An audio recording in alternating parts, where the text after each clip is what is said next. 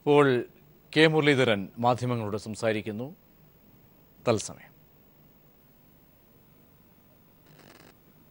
ഒരു കാര്യമുണ്ട്, തീർച്ചയായിട്ടും എല്ലാവരുടെ വികാരവും മാനിച്ചുകൊണ്ടുള്ള ഒരു തീരുമാനം ഹൈക്കമാൻഡിൽ നിന്നുണ്ടാവുമെന്നാണ് ഞങ്ങളുടെ പ്രതീക്ഷ. ഈ വെറും വീതം വെപ്പാണെങ്കിൽ എന്താണ് സംഭവിക്കാന്ന് ഞാൻ പറയേണ്ട ആവശ്യമില്ല. കാരണം സംഘടന താഴെ തട്ടിൽ വളരെ നിഷ്ക്രിയാണ്. അതിനെ ചലിപ്പിക്കുന്ന നേതൃത്വങ്ങളാണ് ജില്ലകളിൽ ഉണ്ടാവുന്നത്.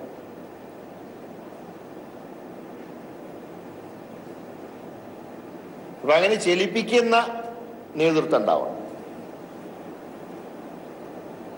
ആ രീതിയിൽ തീരുമാനം ഉണ്ടാവുമെന്നാണ് പ്രതീക്ഷ. മുൻകാലങ്ങളിൽ 2-3 തവണയൊക്കെ മാറ്റിക്കൊണ്ടൊന്നും കാര്യം ഉണ്ടായിട്ടില്ല.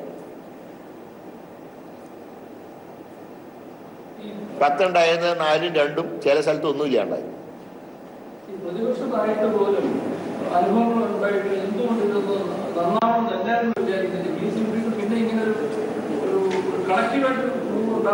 അല്ല, ഇപ്പോ 2 കാര്യങ്ങളിൽ പ്രതിപക്ഷം നന്നായിട്ട് പ്രവർത്തിച്ചു. ഒന്ന്, സ്വാശ്രയക്കാർ. ഇപ്പൊ സമരം ചിലപ്പോൾ ജയിച്ചു എന്ന് വരും, തോറ്റു എന്ന് വരും. പക്ഷെ ഗവൺമെന്റിന്റെ ഒരു തെറ്റായ നയം ഞങ്ങൾക്ക് തുറന്നു കാണിക്കാൻ കഴിയും. 2, ഷില്പി ജയരാജന്റെ കാര്യത്തിൽ. അപ്പൊ അതുകൊണ്ട് പ്രതിപക്ഷത്തിന്റെ പ്രവർത്തനം മോശമെന്നുള്ള അഭിപ്രായമൊന്നുമില്ല. ഞങ്ങൾ അസംബ്ലിയിൽ പരമാവധി ഞങ്ങൾ നോക്കുന്നുണ്ട്. പക്ഷെ ഇതുപോലുള്ള നിർണായകമായിട്ടുള്ള വിഷയങ്ങൾ വരുമ്പോൾ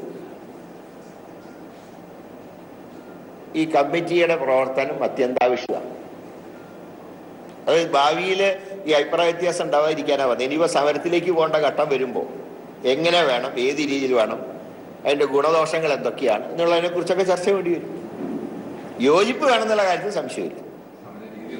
സമര രീതിയെക്കുറിച്ച് ഫലപ്രദമായി ചർച്ച നടത്തും.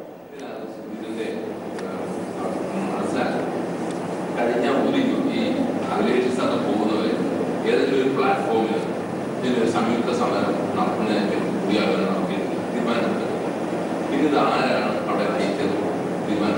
അതാണ് ഞാൻ പറയുന്നത്. ഞങ്ങൾ പോലും അറിഞ്ഞിട്ടില്ല. ഹൈപ്പവർ കമ്മിറ്റിയിൽ അംഗങ്ങളായിട്ട് ഞങ്ങൾ അറിഞ്ഞിട്ടില്ല അങ്ങനെ പാർട്ടി തീരുമാനിച്ചില്ല എന്നുള്ള വിവരം. അത് ശരിയായിട്ട് നടപടിയല്ല. പാർട്ടി വേദികൾ പറയാനല്ലേ വേദി ഉണ്ടാക്കി തരുന്നത്. ആ വേദിയിൽ പറയാൻ ഞങ്ങൾക്ക് അവസരം കിട്ടാതെ വന്നാലാണ് ഞങ്ങൾക്ക് പ്രതികരിക്കേണ്ടി വരുന്നത്. അതിനിപ്പോ അച്ചടക്കലംഘനമായി കണ്ടിട്ട് കാര്യമൊന്നുമില്ല. അല്ല, അത് പിന്നെ ഡൽഹിയിൽ നിന്ന് വിളിപ്പിച്ചാണല്ലോ. അതൊരു ചർച്ചയ്ക്ക് വേണ്ടി വിളിച്ചതായിരിക്കും. പക്ഷെ ഞങ്ങളുടെ ഒക്കെ അഭിപ്രായങ്ങൾ അവിടെ ഉണ്ട്. അതിന്റെ റിസൾട്ട് വരട്ടെ, നോക്കാം.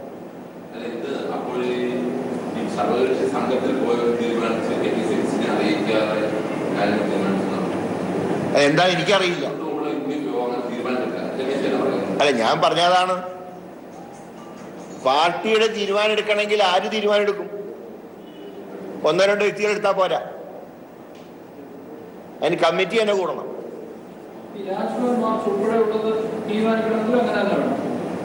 സമര പരിപാടികൾ വേണമെങ്കിൽ തീരുമാനിച്ചിട്ട് ഞങ്ങൾ അറിയിച്ചാലും കുഴപ്പമില്ല. കാരണം ഇപ്പോൾ പെട്ടെന്ന് നോട്ടിന്റെ പ്രതിസന്ധി വന്നു.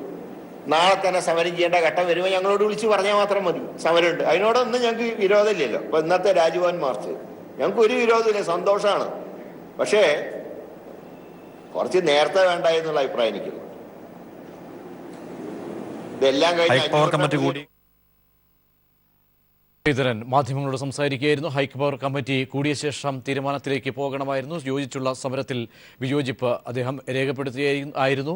ഹൈപ്പവർ കമ്മിറ്റി ചേർന്ന ശേഷം അഭിപ്രായ വ്യത്യാസങ്ങളൊക്കെ തന്നെ അവിടെ ചർച്ച ചെയ്ത ശേഷം തുറന്നുള്ള ഒരു സമരത്തിലേക്ക് പോകണമായിരുന്നു എന്നാണ് കെ മുരളീധരൻ വാർത്താസമ്മേളനം വിളിച്ച് വ്യക്തമാക്കി.